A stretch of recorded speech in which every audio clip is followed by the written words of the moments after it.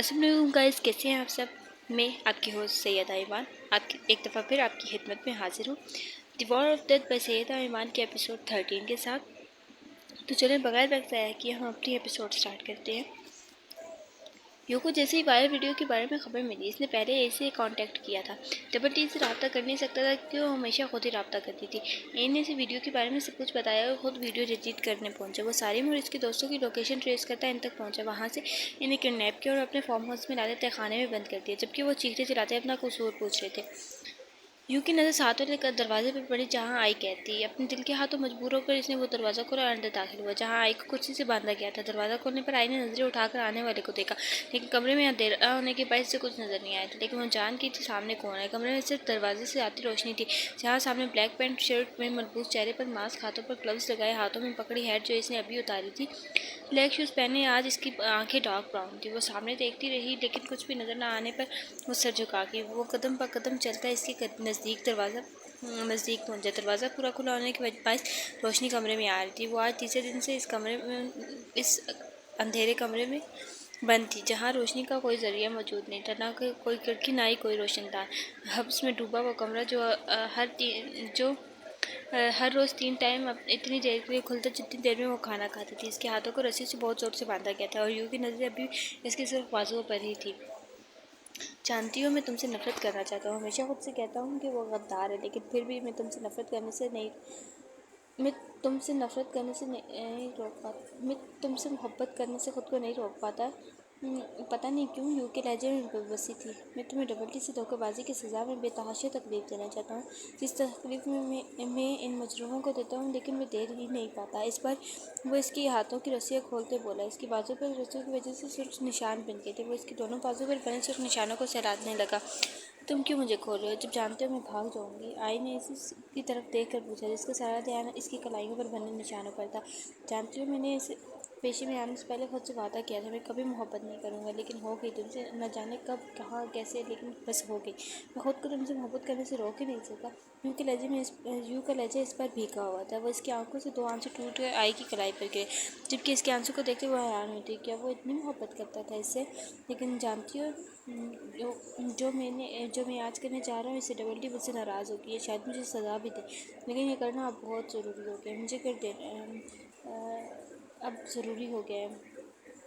وہ اس کی کلائیاں چھوڑتی ہی ایک دم اس کا گلا پکڑ گیا، اس کی گرفت میں مچل گئی تھی۔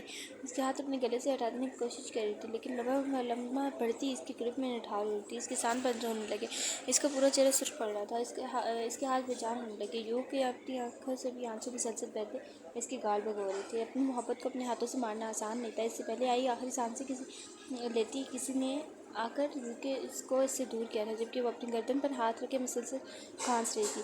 یوں آئی کی جانب لپکنے کی کوشش کر رہا تھا، لیکن سامنے والے کی گرفت سخت تھی۔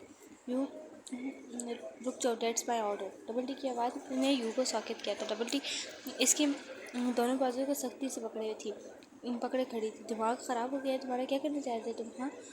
ڈبل ٹی نے اسے بازو سے جھنجھوڑتے پوچھا۔ میں جو بھی کر رہا ہوں بالکل صحیح کر رہا ہوں، مجھے ختم کرنے دے اسے۔ یوں اونچی آواز میں آنکھوں میں غصہ لیے آئی کو دیکھتے بولا، جو نڈھال سے کرسی پر موجود تھی۔ ہوش کرو، محبت کرتے ہو تم اس سے؟ اپنی محبت کو خود کیسے ختم کر سکتے ہو؟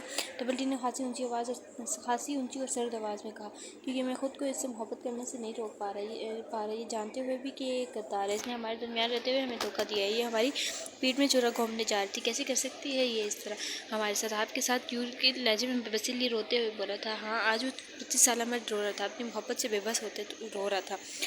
تم بھول رہے ہو، تم نے کہا تھا محبت خود بخود ہوتی چلی جاتی ہے، اس پر ہمارا کوئی اختیار نہیں ہوتا، پھر کیوں خود کو اور ہم سب کو اذیت دے رہے ہو؟ ڈبل ٹی نے اس کی طرف دیکھتے ہوئے کہا، جبکہ آئی کرسی پر بیٹھی ان دونوں کو دیکھ رہی تھی۔ اسے حیرت ہو رہی تھی ڈبل ٹی کا یہ روپ دیکھتے ہوئے، کیونکہ ڈبل ٹی کے لہجے میں ہمیشہ سربند ہوتا، لیکن اس وقت اس کا لہجہ نرمی لیے ہوئے تھا۔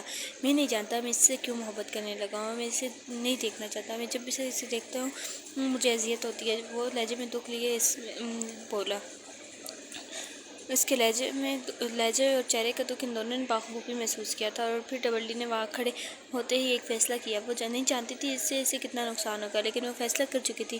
ٹھیک ہے، اگر ایسا ہے تو ایجنٹ ملائکہ میں تمہیں آزاد کرتی ہو، جاؤ اپنی دنیا کی طرف لوٹ جاؤ، آج سے تم آزاد ہو، اور اگر ہمارے خلاف تمہارے پاس کوئی ثبوت ہے تو وہ بھی لے جاؤ، میں یا ہماری ٹیم کا کوئی بھی ممبر تمہیں نہیں روکے گا، ڈبل ڈی نے ایجنٹ ملائکہ کی طرف جانب مڑتے کہا، جبکہ اس کی بات پر ایجنٹ ملائکہ کے ساتھ یوں بھی حیران ہوا تھا۔ یہ کیا فیصلہ کیا تھا ڈبل ڈی نے؟ یہ کیا کہہ رہی ہیں آپ؟ ڈبل ڈی یوں نے اس کی طرف مڑتے کہا، میں جو کہہ رہی ہوں صحیح کہہ رہی ہوں، جاؤ ملائکہ تم جا سکتی ہو۔ ڈبل ڈی کہتے ہی اس کے آگے سے ہٹ گئی تو وہ اٹھی اور اپنے قدم دروازے کی جانب بڑھانے لگی۔ اسے تو ہوش ہونا چاہیے تھا، وہ آزاد عورت تھی، لیکن یہ کیا؟ اچانک سے اس کا دل خالی ہو گیا۔ اس نے مڑ کر ایک نظر اس شخص کو دیکھا جس کا چہرہ ابھی بھی آنسوؤں سے تر تھا۔ وہ شکستہ قدم اٹھاتی آگے بڑھ گئی، آگے کی جانب بڑھ گئی، لیکن کچھ پیچھے چھوٹ گیا تھا۔ وہ تھا دل۔ ہاں، وہ اپنا دل وہیں اسی کمرے میں اس شخص کے آنسوؤں میں چھوڑ گئی تھی۔ یوں اسے نم آنکھوں سے دور جاتا دیکھ رہا تھا۔ ڈبل ڈی یوں کو اکیلا چھوڑتی ساتھ والے کمرے میں آئی۔ وہ چاہتی تھی وہ رو لے اور ساتھ والے کمرے میں آئی جہاں وہ تینوں لڑکے باندھے گئے تھے اور چیخوں پکار کر تھے۔ خاموش، اب آواز نہ آئے تم لوگوں کی۔ ڈبل ڈی کی سرد آواز نے تینوں کو چیخوں کو بند کروایا۔ کیوں لائے ہو ہمیں یہاں؟ جانتے نہیں ہو ہم کون ہیں؟ ہمارے ماں باپ کو پتہ چلا تو وہ جان سے مار دیں گے تم لوگوں کو۔ ان میں سے ایک لڑکا چیختے ہوئے بولا، 19-20 سالہ یہ بگڑے لڑکے تھے، تمہارے ماں باپ میرا کچھ نہیں بگاڑ سکتے، میں ہوا ہوں اور ہوا کو پکڑنا اتنا آسان نہیں ہے۔ ڈبل ڈی کی سرد آواز ایک دفعہ پھر گونجی۔ ان کی آنکھوں پر پٹی باندھی گئی تھی جس کی وجہ سے وہ سر ادھر ادھر مار رہے تھے۔ تم کون تم؟ سالم کی طرف سے سوال آیا۔ تم لوگوں کی موت، ڈیڈ ڈیول۔ ڈبل ڈی کی سرد ہڈیوں کو مجمد کر دینے والی آواز اور پھر سرد کہکا۔ ان کی ریڑھ کی ہڈی میں سنسناہٹ ہوئی تھی۔ Death devil? تیسرا کپاتی آواز میں بولا۔ ڈیتھ ڈیول کو کون نہیں جانتا تھا؟ آئے روز اس کی خبریں نیوز میں آ رہی ہوتی تھیں۔ ان تینوں کے چہرے خوف سے زرد پڑے تھے۔ ہم نے کیا بگاڑا ہے؟ ان میں سے ایک نے فقط چہرے سے پوچھا۔ کیا بگاڑا؟ تم لوگوں نے ایک لڑکی کی عزت کو خراب کرنے کی کوشش کی ہے جو مجھے بالکل برداشت نہیں۔ ڈبل ڈی اسپاٹ لہجے میں بولی۔ کون سی لڑکی؟ اتنی جلدی بھول گئے؟ آج صبح ہی تو ویڈیو اپلوڈ کی تھی اور پھر بہادری کا مظاہرہ کرتے خود ہی اپنی حرکتوں کے بارے میں بتایا۔ اس بار آواز ڈبل ڈی کے پیچھے سے یوں کی آئی۔ ڈبل ڈی نے اس کی جانب دیکھا، سر سوجی آنکھوں کے ساتھ وہ وہاں موجود تھا۔ ڈبل ڈی نے اسے دیکھتے آنکھوں کے اشارے سے اس کے ٹھیک ہونے کا پوچھا، جس پر اس نے سر ہلاتے جواب دیا۔ کیا اجازت ہے؟ یوں ہاتھ میں ڈنڈا اٹھاتے پوچھا تو ڈبل ڈی نے سر ہلایا اور کہا، لیکن دھیان رہے یہ مرنے نہیں چاہیے۔ اس کے بعد ان کا لائیو کنفیشن نکالو اور پھر انہیں چھوڑ دو۔ ڈبل ڈی کہتی باہر نکل گئی۔ پیچھے ان لڑکوں کی چیخوں کی آوازیں پورے بیسمنٹ میں گونج رہی تھی۔ ڈبل ڈی جب سے اپنے روم میں آئی تھی پریشان تھی۔ وہ مسلسل آئی اور یو کے بارے میں سوچ رہی تھی۔ اگر یو ہمارے ساتھ نہ ہوتا اور ملائکہ اور یو الگ حالات میں ملے ہوتے تو انہیں یہ سب نہ جھیلنا پڑتا۔ ڈبل ڈی جب سے آئی تھی بس یہی سوچ جا رہی تھی، کیا میری وجہ سے اسے اس کی محبت نہیں ملی؟ ڈبل ڈی کی سوچیں اسی گرد منڈلا رہی تھی کہ اسے ایس کے آنے کا علم ہی نہ ہوا۔ یہ میں کیا سن رہا ہوں؟ ایس نے اندر داخل ہوتے سوال کیا۔ کیا سن رہے ہو؟ وہ جانتی تھی وہ کس بارے میں بات کر رہے لیکن انجان بن رہی تھی۔ آپ نے ملائکہ کو آزاد کر دیا، آپ جانتی ہو ہمارے لیے کتنی خطرناک ثابت ہو سکتی ہے؟ ایسے انتہائی غصے سے بولا۔ اسے کبھی کبھی ڈبل ڈی کی سمجھ نہیں آتی تھی۔ ہاں، کر دیا اسے آزاد۔ پرسکون لہجہ مقابل کو مزید تباہ گیا۔ مجھے یہ مت کہیے گا آپ سرنڈر کرنے والی ہیں۔ ایسے بھی یقین سے اس کی طرف دیکھتے کہا، نہیں ایسا کچھ نہیں ہے۔ ہنوز اطمینان سے بھرپور لہجہ، تو پھر کیسا ہے؟ اس پر مقابل جھنجھلایا تھا۔ اس کی جھنجھلاہٹ پر سامنے والا مسکرایا۔ تم لوگ فضول میں پریشان ہو رہے ہیں، ملائکہ کسی کو کچھ نہیں بتائے گی۔ ڈبل ڈی نہایت ہی پرسکون انداز میں بولی۔ اس کا قدر سکون مقابل کو حیران کر گیا تھا۔ آپ کے دماغ میں چل کیا رہا ہے؟ یہ سب آپ اتنی یقین سے کیسے کہہ سکتی ہیں؟ ایس نے اس کے چہرے کو باغور دیکھتے ہوئے کہا، میرے تو نہیں ہے ایجنٹ ملائکہ کے دماغ میں اس وقت بہت کچھ چل رہا ہے۔ جب وہ جگہ پلٹی تھی نا، میں نے اس کی آنکھوں میں دیکھا تھا، اس کی آنکھوں میں صاف تحریر تھی، کوئی اسے روک لے۔ ہماری یوں کی محبت ایک طرفہ نہیں ہے، بلکہ وہ بھی اس سے محبت کرتی ہے، ورنہ وہ اپنا گلا بہت آسانی سے اسے چھڑوا سکتی تھی یا بھاگ سکتی تھی۔ جب یوں نے اسے کھولا، آخر کو ایک آرمی آفیسر ہے وہ، لیکن اس نے ایسا کچھ نہیں کیا۔ اس وقت وہ پیار اور فرض کے درمیان ایک جنگ لڑی ہوگی۔ ڈبل ڈی نے اسے ساری بات بتائی۔ اس کا لہجے کی مضبوطی اسے اس کی بات پر یقین لانے کا کہہ رہی تھی۔ تو پھر فرض اور محبت کی جنگ میں کون جیتے گا؟ یہ سوال غیر متوقع جگہ سے آیا تھا۔ یہ سوال یوں نے کیا تھا جو انہیں ویڈیو بنانے کے لیے ریڈی کر کے آیا تھا۔ تم نے کسے چنا تھا؟ سوال کے بدلے سوال ہوا تھا، فرض کو، اور وہ اپنے جواب کے بعد ٹھٹکا تھا۔ مطلب وہ بھی فرض چنے گی؟ یو ڈبل ڈی کی طرف دیکھتے پوچھا۔ یہ وہ پوچھ رہا تھا یا بتا رہا تھا؟ انہیں سمجھ نہیں گئی، لیکن ڈبل ڈی کے چہرے پر پراسرار مسکراہٹ پھیلی تھی۔ اس کی مسکراہٹ پہلے ان دونوں نے ایک دوسرے کے کو ناسمجھی سے دیکھا اور پھر سامنے بیٹھی اپنی ریڈر کو، جس کے دماغ میں نہ جانے کیا چل رہا تھا، لیکن جو بھی چل رہا تھا بہت خطرناک تھا۔ وہ لوگ ان تینوں کو ایک سنسان علاقے میں لے آئے تھے جہاں دور دور تک کسی کا نام و نشان نہیں تھا۔ یہ شہر کے باہر کا ایک علاقہ تھا، جسم زخموں سے چور تھے۔ یو اور ایس وہ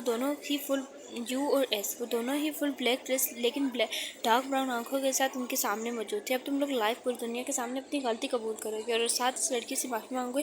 اس نے سرد اور حکمیہ انداز پر ان تینوں نے زور و شور سے سر ہلایا تھا۔ پھر یو نے آگے جاتے ان کی آنکھوں سے پٹی اتاری تھی۔ پہلے پہل تو اندھیرے سے یکدم روشنی میں آنے کے بعد ان کی آنکھیں کھلی نہیں رہی تھی، لیکن جیسے آنکھیں روشنی سے مانوس ہوئی تو کھول کر سامنے کھڑے یو اور ایس کو دیکھا۔ اونچے لمبے چوڑی جسامت والے وہ مرد ان کو دیکھتے انہوں نے تھوک نکلا۔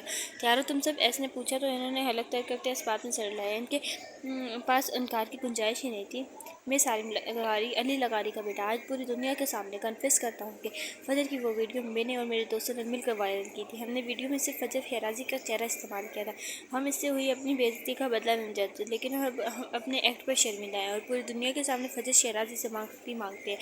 فجر شیرازی معصوم اور بے قصور ہے، اس کا ان سب چیزوں سے کوئی لینا دینا نہیں ہے۔ یوں نے ویڈیو شروع کرتے ہی نے اشارہ کیا تو سالم لغاری جلدی سے بولنا شروع ہوا اور اب یوں نے کیمرے کا رخ اپنے اور ایس کی جانب کیا۔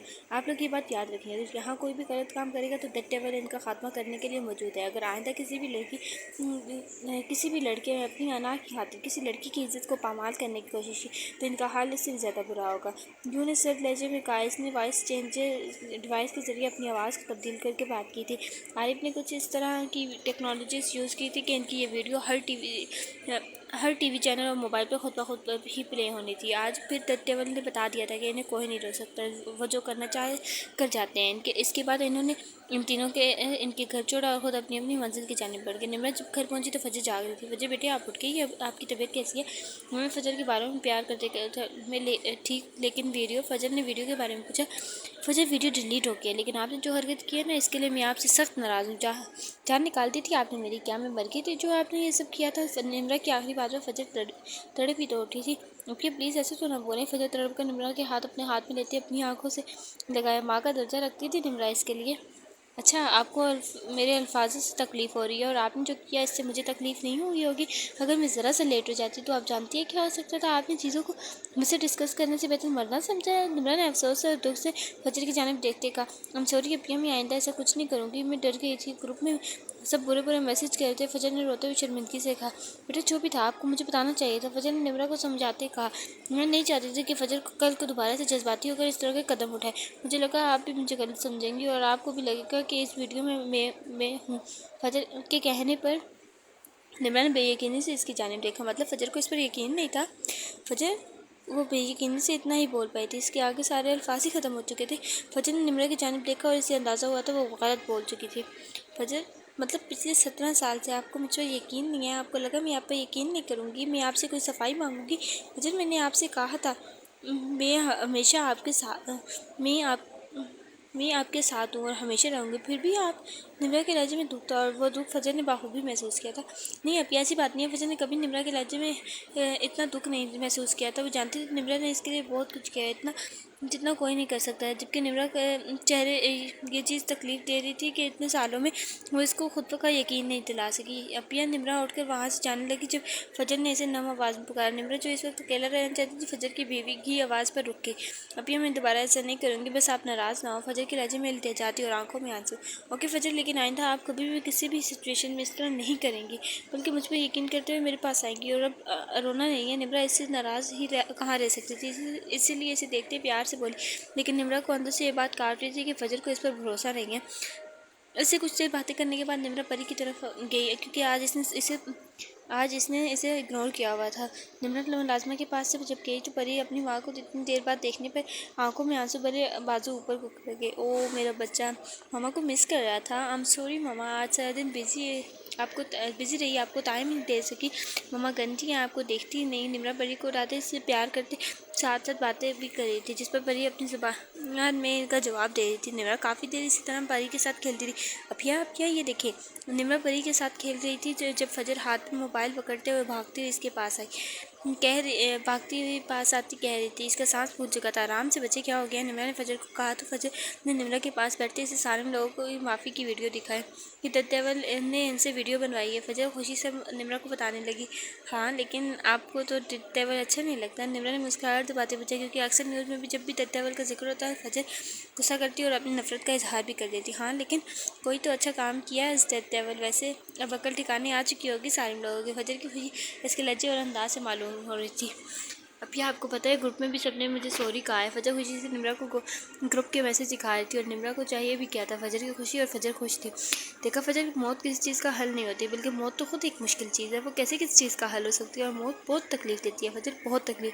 نمرا کے سامنے اس وقت ارشد صاحب اور سحر کے موت سے تڑپتا وجود آیا تھا۔ اس کی آنکھوں میں سبز یاد کرتے سرخ ہوئی تھی، لیکن وہ اس وقت صرف فجر کو سمجھانا چاہتی تھی کہ اس لیے دوبارہ سنجیدگی سے بولنا ضروری ہے۔ اور آپ جانتی ہیں اب تو حرام موت یعنی خودکشی کرنے جا رہی تھی۔ نمرا کے چہرے پر بھرپور سنجیدگی تھی۔ حرام موت؟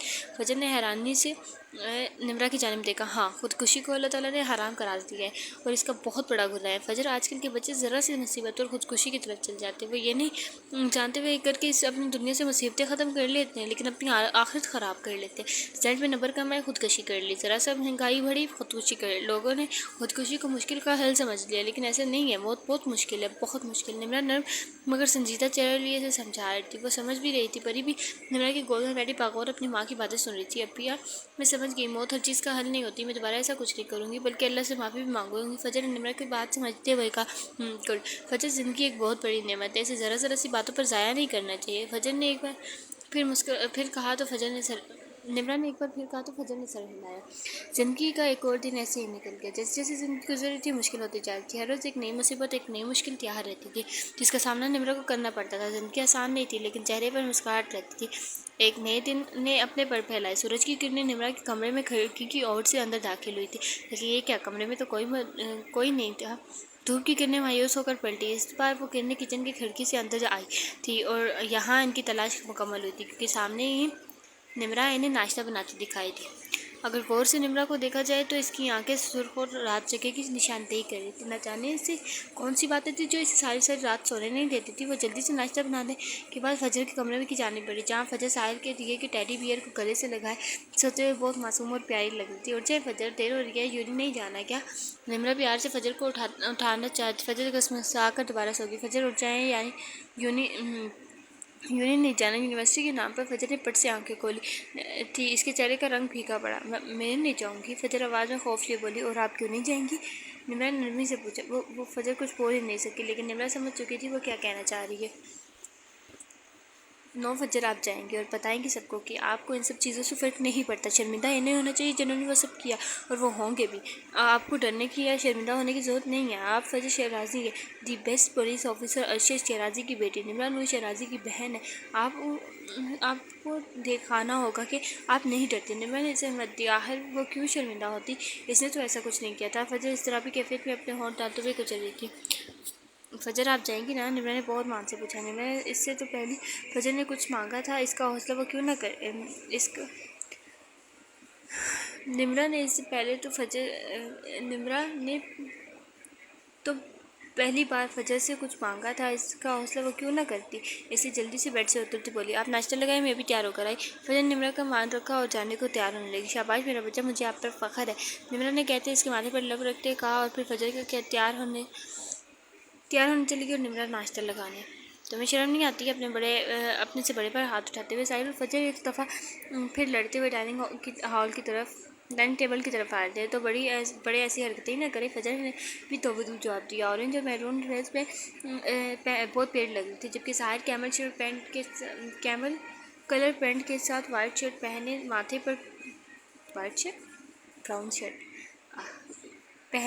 پر بکھرے بال اپنے اور چہرے سے تھکن واضح تھی۔ آنکھوں اور چہرے سے تھکن واضح تھی۔ شاید وہ ابھی نائٹ شفٹ سے واپس آیا تھا، لیکن وہ ایسا بھی بہت پیارا لگ رہا تھا۔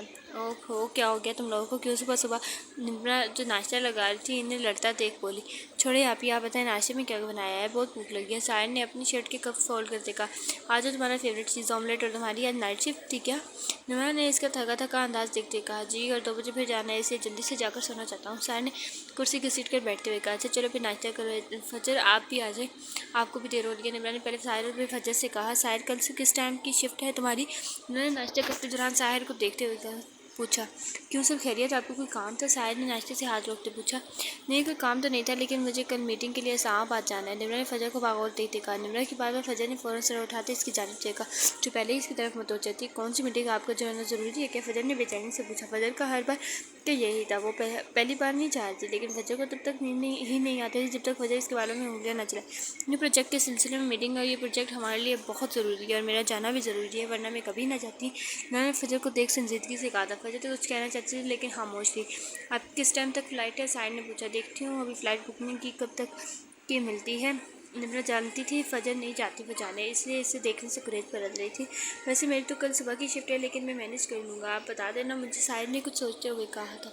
चलो सही है, परी को देखो आओ, तुम लोग तब तक नाश्ता ख़त्म करो। निम्रा कहती अपने कमरे की जाने बढ़ गई। फजर ऐसा उदास ना हो, आप ही को जाने दो, पीछे हम एंजॉय करेंगे। साहिर ने फजर को उदास देकर कहा। वो कहाँ इसे उदास देख सकता था। ठीक है, मुझे नींद नहीं आती अभी के बार, फजर ने मुंह फुलाते कहा। इसके फूले गाल देखते साहिर का दिल शिद्दत से धड़का था। शादी के बाद क्या करोगी? साहिर ने बगौर इसके चेहरे की जानिब देखते पूछा। इसका सवाल बहुत ही गैर मुतवक्का था। फजर ने चौंक कर इसे देखा। इन्हें अपिया को छोड़ कर कहीं नहीं जाना, फजर ने मुंह बनाते कहा, और मैं चाहता हूँ तुम्हारी अपिया की शादी हो और वो एक खुशहाल ज़िंदगी गुजारे वो जिसकी वो हकदार है। साहिर ने इस पर संजीदा होते कहा, जबकि फजर का चेहरा भी संजीदा हुआ था। वो भी तो अपनी अपिया की खुशियाँ चाहती थी। सब समझती थी वो बच्ची है, सब समझते थे वो बच्ची है, कुछ समझती नहीं है, लेकिन वो समझती थी। निम्रा ने इसके लिए बहुत कुछ किया था, और अगर अब इसे मौका मिलता तो वो निम्रा के लिए कुछ ज़रूर करती। क्या आप यह खुश नहीं है? फजर ने संजीदा होते पूछा। नहीं है खुश, ये जो इनके चेहरे की मुस्कुराहट है ना, ये सच्ची मुस्कुराहट नहीं है, वो हमारी तसल्ली के लिए मुस्कुराती हैं। जो इन्होंने खुद को इतना काम में बिजी कर लिया ना, ये इसलिए ताकि वो इनके पास टाइम ही ना बचे अपनी ज़िंदगी के बारे में सोचने का। साहिर की सोच में डूबे ये सब कह रहा था। वो जानता था निम्रा ये सब खुद को मसरूफ़ रखने के लिए करती है, और ऐसा कुछ भी नहीं है। ये आवाज़ निम्रा की थी जिसने इन दोनों को चौंकने पर मजबूर किया था। इन दोनों ने सामने जहाँ निम्रा परी को उठाए खड़ी थी। मुझे नहीं पता तुम दोनों के दिमाग में क्या चल रहा है, लेकिन एक बात याद रखो, मैं खुश हूँ। निम्रा ने अपनी बात पर जोर देते कहा। फजर आ जाए, देर हो गया। वो कहती बगैर इनको कुछ सुने बाहर चली गई, जबकि वो दोनों पीछे एक दूसरे को देखते रह गए। निम्रा को यूनिवर्सिटी छोड़ने के बाद फजर ऑफिस से आ गई। फजर घबराई थी, लेकिन निम्रा ने इसे हौसला देते अंदर भेजा था। सबके सलाम का जवाब के सर के खाम से देती वो आगे बढ़ी थी, लेकिन अहमद के पास टेबल के पास आकर रुकी। अहमद फ़ौरन खड़े होते सलाम किया। आपा मेरे साथ सलाम का जवाब देते फजर ने कहा, तो वो इसके पीछे रूम में दाखिल हुआ। परी को कार्ड रखते वो अपनी चेयर की तरफ आई। बैठते इसने साथ अहमद को भी बैठने का इशारा किया। अच्छा मेरा शेड्यूल? निम्रा ने संजीदगी से पूछा। आज आपकी पहले डिज़ाइनर्स के साथ मीटिंग है, और आपने आज तमाम डिज़ाइन कंप्लीट करने, और कुछ भी नहीं। अहमद ने इसे बताया से सर लाया। कल आप मेरे साथ इस्लामाबाद जा रहे हैं। निम्रा ने संजीदगी से दराज में से फाइल निकालते कहा। नहीं, इसने वालिया अंदाज में पूछा। निम्रा के जी कहने पर इसने मजीद कहा, लेकिन मैं कैसे इसकी बात में? निम्रा ने इसे आईब्रो चुका कर देखा। क्या मतलब कैसे? आप मेरे असिस्टेंट और मीटिंग के लिए आप भी मेरे साथ जाएंगे? निम्रा का चेहरा और बात का अंदाज इंतहा का संजीदा था। और आप मेरी और इनके अपनी कल की फ़्लाइट बुक करवा दें और होटल में रूम भी। निम्रा ने अपनी बात जारी रखते हुए कहा। ओके मैं कर देता हूँ। इसने उठते हुए कहा। वो हुक्म मानने के अलावा कर ही क्या कर सकता था, इसलिए बोला। और कोई बात किया मैं जाऊँ? निम्रा को अपने लैपटॉप में मसरूफ़ देखते से पूछा। जी डिज़ाइनर से बोला 10 मिनट तक मीटिंग हॉल में पहुँचे। निम्रा के कहने पर वो सर हिलाता बाहर चला गया। अगले 10 मिनट में वो मीटिंग हॉल में मौजूद थी। उम्मीद करती हूँ आप सबके डिज़ाइन तैयार हो गए होंगे। निम्रा ने नीचे लोगों की तरफ देखते कहा जो इसकी कंपनी के बेस्ट डिज़ाइनर थे, जबकि इसके सवाल पर सब सर झुकाए गए। निम्रा के माथे पर बल पड़े। आप सबके झुके सरों का मैं क्या मतलब समझूं? निम्रा ने नहायत गुस्से से कहा। इसकी आवाज़ भी ऊंची थी। आप लोगों के डिज़ाइन तैयार नहीं है? आप लोग इतने लापरवाह कैसे हो सकते हैं, जबकि आप लोग जानते हैं इस प्रोजेक्ट के लिए कितनी मेहनत की है? और एकदम गुस्से से दहाड़ी थी, जिसकी दहाड़ पर सबने सर झुकाए थे। जबकि पास खड़ा अहमद हैरान हुआ था। हमेशा तहामुल मिजाज रखने वाली निम्रा आज इस तरह इतने गुस्से में भी सॉरी, लेकिन एक ने बोलने की कोशिश की, लेकिन निम्रा ने हाथ के इशारे से खामोश कराया। मुझे शाम से पहले सारे डिज़ाइन अपनी टेबल पर चाहिए, मतलब चाहिए। मैं कोई कोताही बर्दाश्त नहीं करूँगी। अब आप लोग जा सकते हैं। मैं इस पर कोशिश मगर धीमे लहजे में बोल रही थी। इसकी बात सुनते सब सर हिलाते बाहर आ गए। निम्रा भी अपने कैबिन में चली गई। आज उनको क्या हुआ इतने गुस्से में है? अहमद ने सबसे पूछा। کام کے معاملے میں وہ ایسی ہیں، کام میں کوتاہی برداشت نہیں کرتی.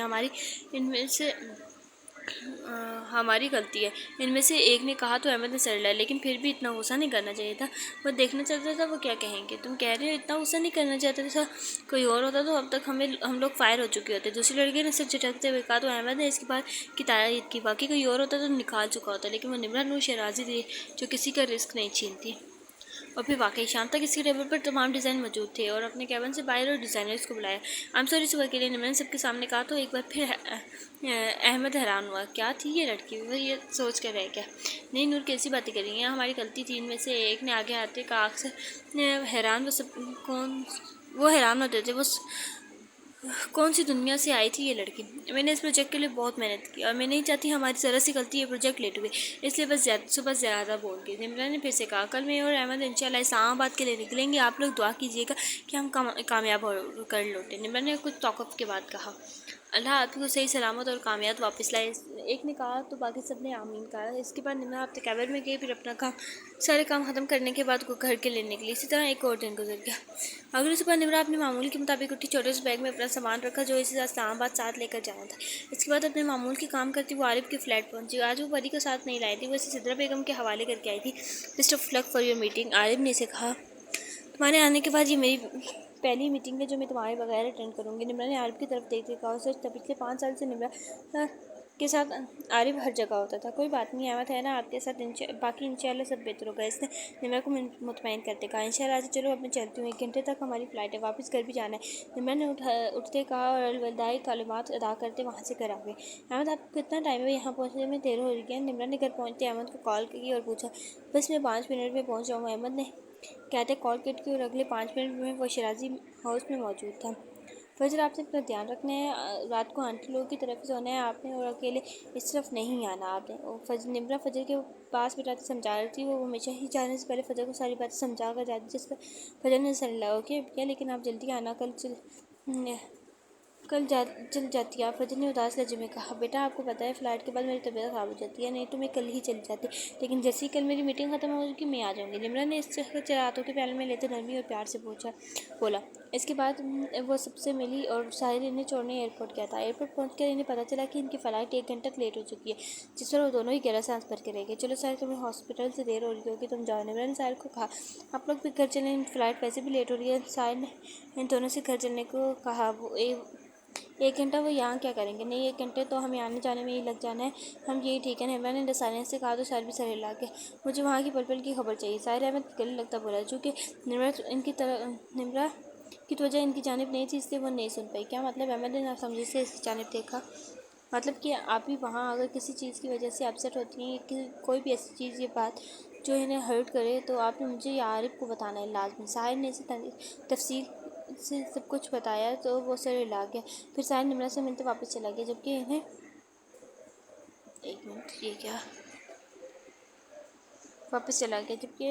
انہیں اب 1 گھنٹہ ویٹ کرنا تھا. یہاں پہ یہ لائن ہے لیکن آئی گیس میں نے مس کر دی ہے. لیکن so guys this is the new episode of ماں novel. Hope you like it. Allah حافظ.